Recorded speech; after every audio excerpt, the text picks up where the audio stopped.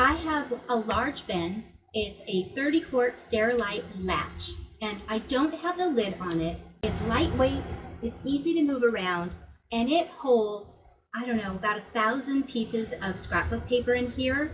I took a 12 by 12 scrapbook page protector, and if you'll notice, it's got the 3 rings on the side for putting it in a binder book.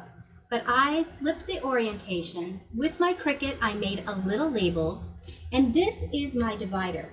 But inside the pocket are all of my smaller scraps for all of that color page. So when I want a red piece of scrapbook paper, I can just go to red, and any small pieces I have are organized in this one spot, and then all of my solid reds are right behind it. This way I don't cut into a large sheet without checking my scraps first, but they're all in one place.